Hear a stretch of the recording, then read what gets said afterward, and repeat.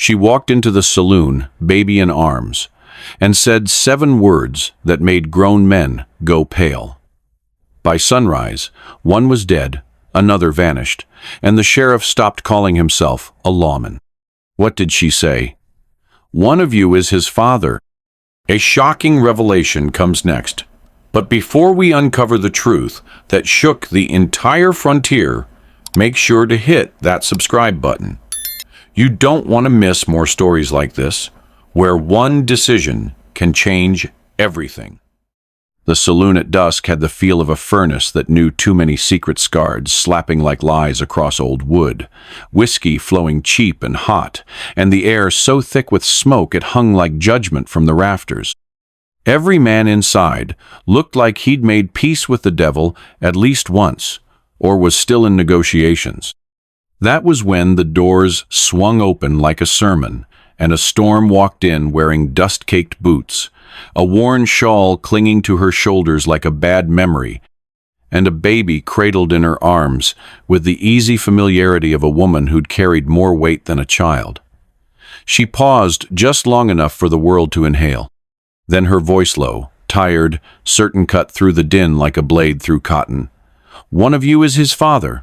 The piano player froze mid-note, and the cards stopped falling like they'd heard a gun cock. No one laughed. Not at first, because it wasn't the kind of line a woman delivered unless she meant it. And this one did. You could see it in the set of her jaw, the defiance in her eyes, the way she didn't flinch under the heat of 24 stares that could strip paint. A few men shifted in their seats like ghosts waking from bad dreams. Others sat stone still, staring at the child like he held some secret they'd spent months trying to forget. He was small, wrapped tight in a faded blanket that had once been blue, maybe, or white. Hard to tell in this light. But his eyes, those were clear, unmistakable. There were at least 3 men in the room who wore that same color in their gaze, and none of them said a word. Somewhere near the bar, a whiskey glass cracked against the floor, and it might as well have been a pistol shot. Still, she didn't blink. She just shifted the baby to her other hip, like she was settling in for the long haul, like she'd ridden through heat and hunger and shame just to say this one sentence in this one place. The silence stretched thin and trembling, ready to snap, and in that moment every man in the saloon did the same math in his head 9 months back, a name remembered, a night regretted. The silence after her words didn't break, it curdled, thick and sour in the heat, like milk left too long on a windowsill. No one moved. Not the barkeep, who stood with a half-polished glass and eyes narrowed like he was trying to remember something shameful. Not the preacher, who looked suddenly very interested in his boots.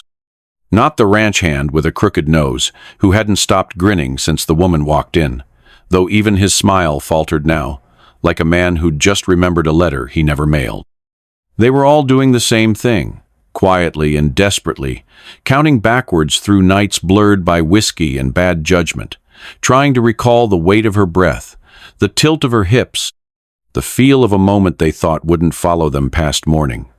The baby cooed once, soft and high, like a match being struck, and a few heads snapped toward him as if the sound might name names. But the woman said nothing else. She didn't need to. That sentence, "One of you is his father," echoed louder than gunfire because it carried no threat, no demand, just the unbearable burden of truth laid bare. It wasn't an accusation so much as a reckoning, and that made it worse.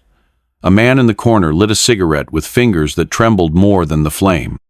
Another muttered a curse and reached for his drink like he could wash the memory out before it clung. Even the mirror behind the bar seemed to recoil, reflecting back not men, but cowards dressed in denim and dust. Still, none of them stood, none confessed, because to speak was to claim, and to claim was to change the shape of their lives forever. Better to flinch in silence, to hope someone else wore the guilt heavier. And so they sat, blinking through smoke, each man suddenly a suspect in a crime that wasn't a crime at all, just a consequence finally come home to roost. The gambler's chip stack sat untouched. The lawman's drink went warm, and the only sound was the ceiling fan spinning slow above them, blades carving the air into pieces that no one could breathe. Lila Stokes.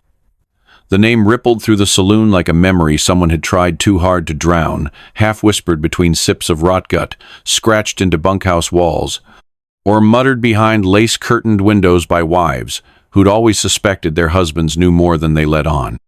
She'd been wildfire once, beautiful in the way fire is beautiful, something to admire from a distance, dangerous, up close, unforgettable once it's touched you. Then she vanished. A whole year gone like she'd been swallowed by the horizon, leaving behind nothing but questions and a rumor that she'd run off with a silver prospector, a preacher, or her own shadow depending on who you asked. And now here she was again, standing like a storm cloud in a room full of men who prayed it wouldn't rain. The baby on her hip had a mop of dark hair, and eyes too sharp for someone so new to the world, eyes that mirrored back bits and pieces of the room like a broken glass held up to the light.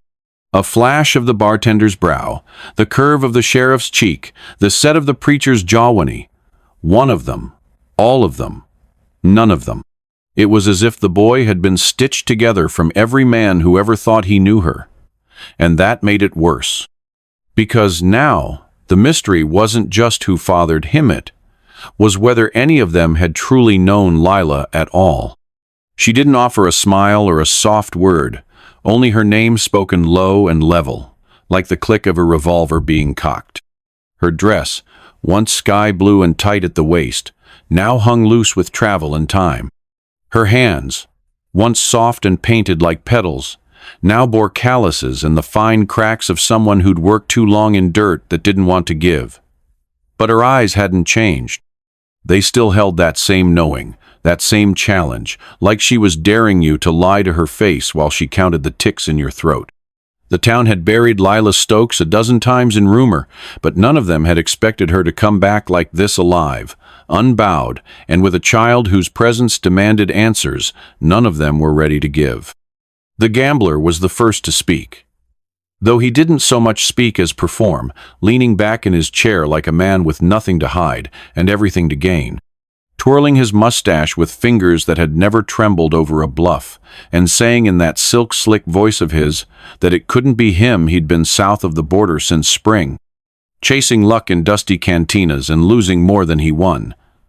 But no one missed the way his eyes flicked toward the baby, then away, like a man checking a hand he'd already folded but couldn't forget. The preacher chimed in next, voice tight and lips pale, swearing before God and whiskey that he'd never laid eyes on Lila in his life, not even once, not even in passing and. Yet his collar seemed to shrink around his neck as he said it, and the cross around his neck glinted in a way that made some of the townfolk shift uneasily, like maybe it was laughing. The sheriff, though he didn't say a thing, just sat at the end of the bar with his hat pulled low and his drink in hand, staring into the amber like it held the answer to a question he hadn't dared ask out loud. His silence said more than a sermon, and Lila watched him with the patience of a woman who knew which bones were buried where. Around the poker table, cards lay untouched, forgotten, the round half played and pointless now. The tension in the room had changed Chipino, longer shock or shame, but something denser, like wet wool wrapped tight around every ribcage. Because it wasn't just about the baby anymore. It was about what they'd done when no one was looking, who they'd been when Lila's name was a whisper in the dark and not a reckoning in daylight. Outside, the wind picked up and scattered dust against the saloon doors like the world was knocking. But inside, the air remained still thick with the scent of sweat and regret. No one wanted to meet her gaze, and yet none could keep from glancing back at that child's face, hoping to see someone else in it, and terrified they already had. In the West, truth traveled slower than a bullet but hit just as hard. And tonight, it was making its way around the poker table, one silence at a time. The whiskey glass hit the floor like a gunshot, shattering just beneath the piano keys and silencing even the creak of chairs. And in that sudden rupture, a man near the far end of the bar, shoved back from his stool, hard enough to tip it, boots stomping toward the swinging doors with a fury that sounded more like fear than anger.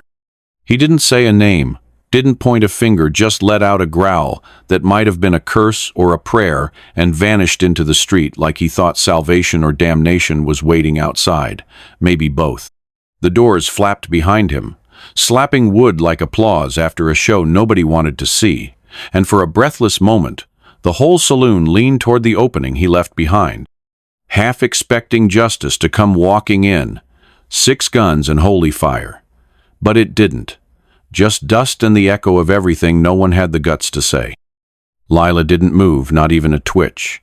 Just shifted her weight slightly as the baby adjusted in her arms, still sleeping with the heavy peace of someone untouched by the ugliness of grown-up sins.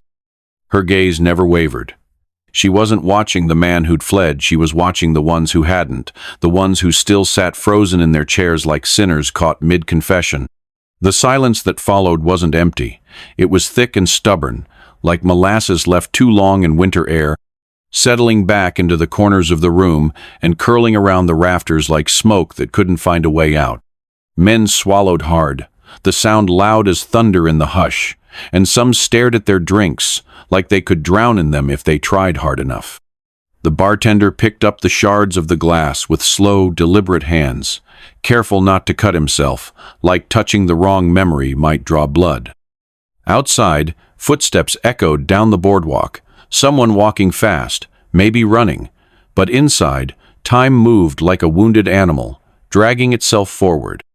Lila remained carved in stillness, not triumphant, not accusing, just present like a truth that refused to be buried, a wound reopened on purpose.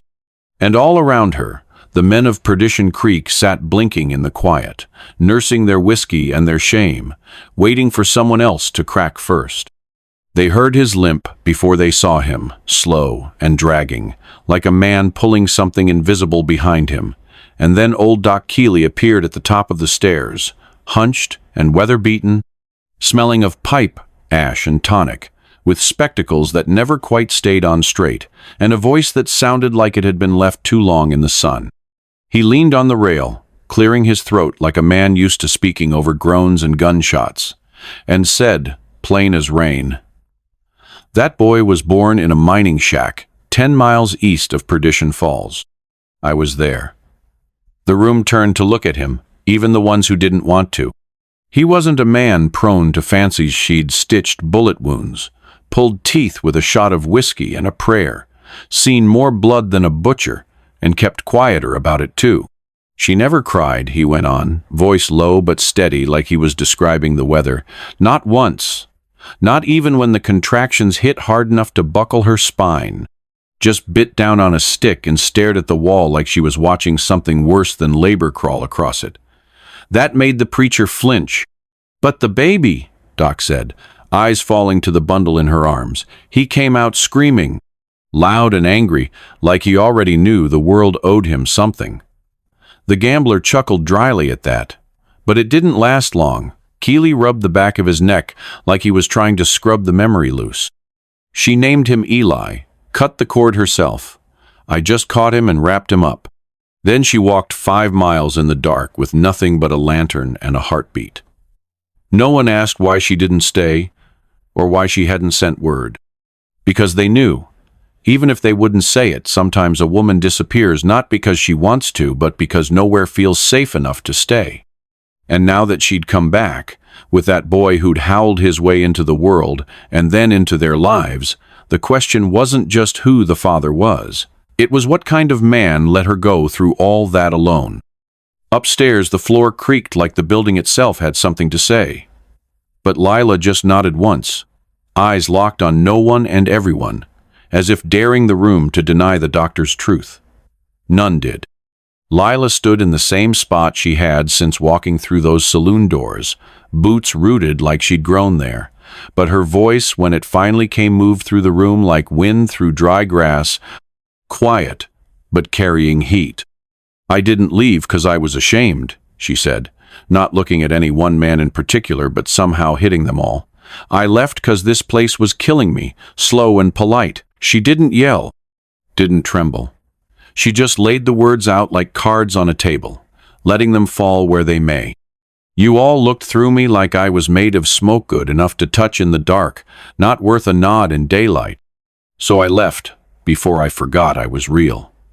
Some men lowered their eyes then, and a few others clenched their jaws like that might stop them from remembering.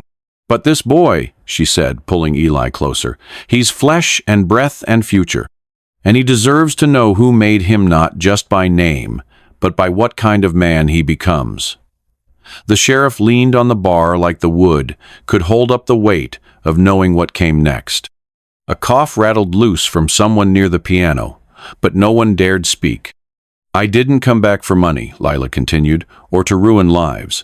I came back 'cause the truth don't rot. It waits, it festers. And someday this boy's gonna ask me where he comes from, and I'll be damned if I tell him I didn't know, or worse, that I didn't try. A breeze pushed through the bat-wing doors then, curling her shawl like the past, trying to cling to her one last time. But she didn't flinch. I want a name, not to shame or punish, just so he has something to stand on besides silence. There was more she didn't say, but it echoed all the same about men who break and bury, about nights traded for nothing, about how something in her eyes still scared the hell out of them, because she hadn't come back just as a woman with a child, but as a question too sharp to ignore, too honest to outrun. And in that moment, every man in the room realized they weren't just being asked to look back. They were being asked to answer. Sheriff Boone didn't say a word as he stepped off his stool, just drained the last of his drink like a man about to face something long overdue, then nodded once toward the back door, silent invitation hanging between them. Lila followed without hesitation, boots crunching through grit as they stepped out into the pale hush of the alley behind the saloon, where the heat hadn't yet found its way, and the only sound was the buzz of flies around an old whiskey barrel. He leaned against the wall, like a man too tired to stand but too proud to sit, eyes scanning the shadows like maybe they'd come alive and ask him questions he couldn't answer. "You're stirring up a hornet's nest," he said finally, voice low and rough like gravel dragged across memory. "You should have stayed gone. I can offer you a badge's worth of protection, but it don't stretch far when the threat's wearing another man's face or your own past." Lila didn't blink, just shifted the baby on her hip and stared at him with that same fire that once turned midnight mistakes into morning regrets. "I didn't come for protection," she said flatly. "I came for the truth. And if it costs me comfort, safety, hell of in my life, then so be it.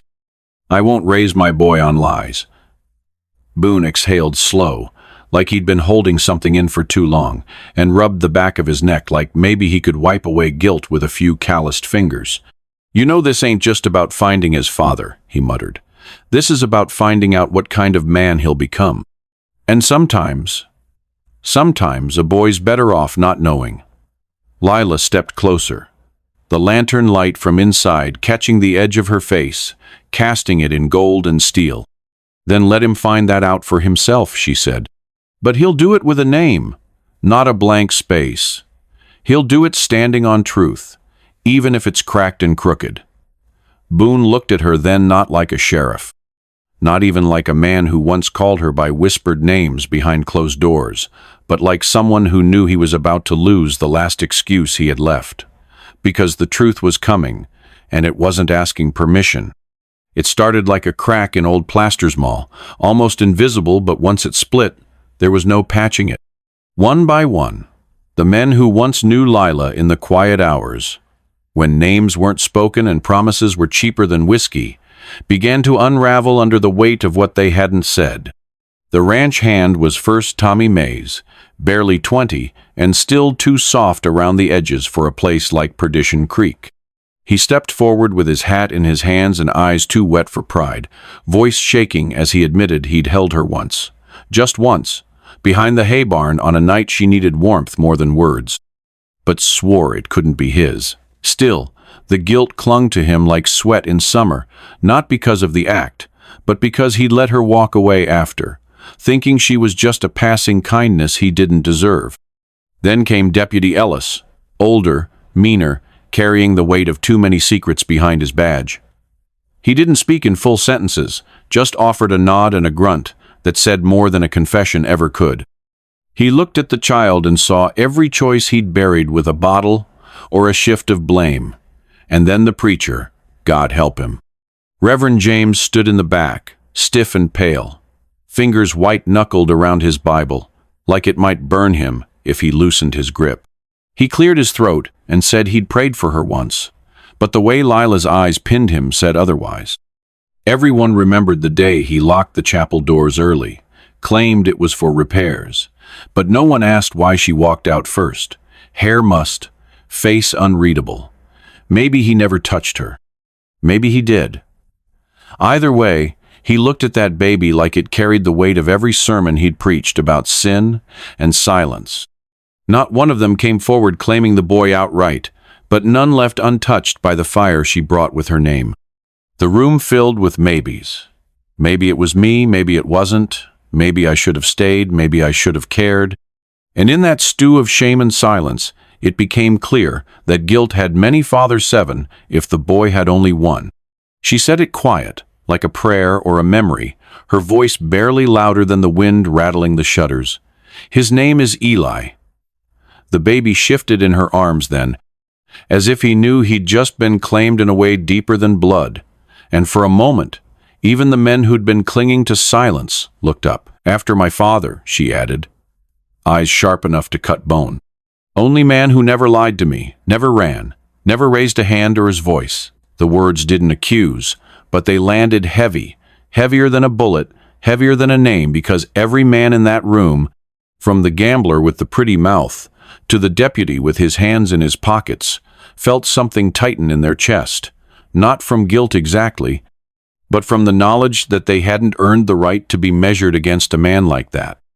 Naming the boy after someone dead and decent stung worse than being called out by name, because it meant she'd already decided none of them were worthy of that kind of honor. The barkeep blinked fast like he'd gotten sawdust in his eye. The sheriff shifted his weight, boots scuffing against the floor like they wanted to walk him out of the room. Even the preacher, who'd found refuge in his Bible all evening, finally closed it, as if even scripture didn't hold up under the weight of her truth. The name didn't belong to anyone in the room, and that, more than anything, was the indictment. Eli, short and sharp and whole. A name that wouldn't carry their shame, wouldn't bear their cowardice. A name built from something she still believed in. And for a moment, the room seemed to hold its breath, not because of the child, but because of the space she'd carved out for him, a place with no room for half-truths or weak men. She didn't demand paternity. She offered legacy. And none of them could take it. Not honestly. Not without shame. In a town full of men who'd whispered her name in the dark and forgotten it by dawn, she'd named her son after the only man who stood in the light. And that, more than anything, said who she trusted. The knock came just after midnight, soft enough to be mistaken for wind if she'd wanted to ignore it, but Lila had never been the kind to pretend she didn't hear trouble coming. One by one they came, like ghosts unable to rest, wearing their Sunday faces in the moonlight, hats in hand and shame packed behind their eyes. The ranch hand stood on her porch first, voice trembling as he said maybe he'd loved her. Once, though he hadn't known it at the time. Then came the deputy, whiskey on his breath, and apology dripping off his tongue like molasses, promising if he could do it over, he'd have done right by her. The gambler didn't offer much, but charm and a crooked smile, said he couldn't be the father, but would claim the boy if she wanted, like a bet he thought he could win. Even the preacher found his way to her door, Bible tucked under one arm like a shield, insisting his hands were clean but his conscience wasn't. Some told truths, some tangled them in half-remembered nights and blurred timelines, hoping the honesty would buy them a piece of grace. Others lied with the desperation of drowning men reaching for driftwood. Lila listened to each, standing barefoot in the doorway, with the baby cradled against her shoulder, her face unreadable in the silver light. She nodded when it was polite, stayed silent when it wasn't, and said almost nothing at all, because the thing about confessions is, they're only worth something if they come before the reckoning, not after.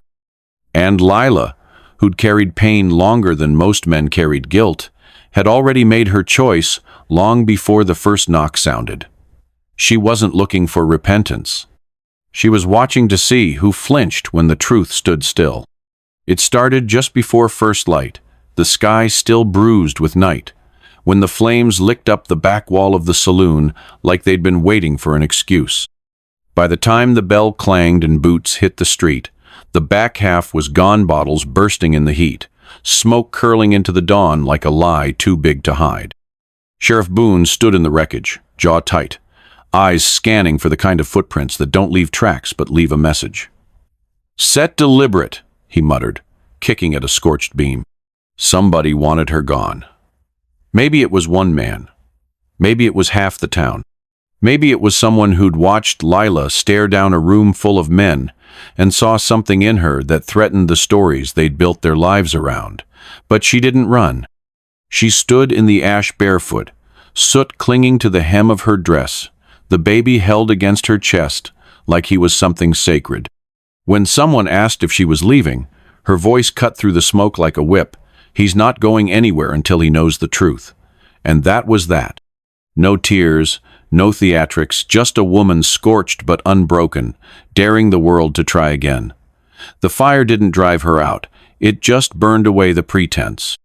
And standing there in the charred bones of the saloon, Lila looked less like a victim and more like a reckoning.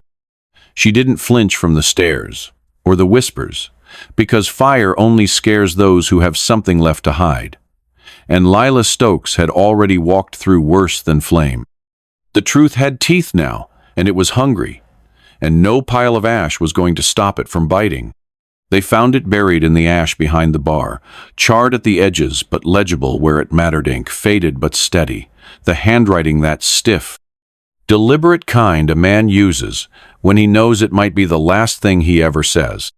Boone read it once, lips pressed tight, then read it again slower, like the words were coals, and he wanted to burn himself proper on the truth. It was from Caleb Mercer, a drifter with calloused hands and a voice like gravel in a dry riverbed, long dead now, though no one had ever found the body, just the rumors he'd vanished south, or picked a fight with the wrong man, or rode off into the dust, chasing something better. But now he spoke from the page, quiet and raw, naming the boy's father clear as daylight and darker than any secret Perdition Creek had tried to bury. "I told him the truth," the letter said, "and he threatened to kill me for it. Guess he meant it." Boone folded the paper with care, reverent almost, like a preacher closing scripture, but his jaw stayed locked, and the air between him and Lila thickened with something hot and final. She didn't ask to read it. She didn't have to. One look at his face and the tremble in the sheriff's hands told her everything. Her grip on Eli didn't change, but something behind her eyes did, like a door slamming shut in her soul. The name hadn't surprised her. Not really. It only confirmed what her bones had whispered since the moment she stepped back into town, but now it was real. Written, witnessed. And worse than any betrayal was knowing a man had died just for saying what others were too scared to admit. A letter, a bullet, and the reckoning finally had a name. He left before sunup, saddlebags light, heart heavier than he'd ever admit, kicking up dust as he rode west, like the horizon might forgive him for what he'd done. No goodbye, no explanation, just the silence of a man who knew the walls were closing in, and thought maybe distance could dull the edge of truth. But the frontier doesn't forget. It stretches long, but not long enough to outrun blood.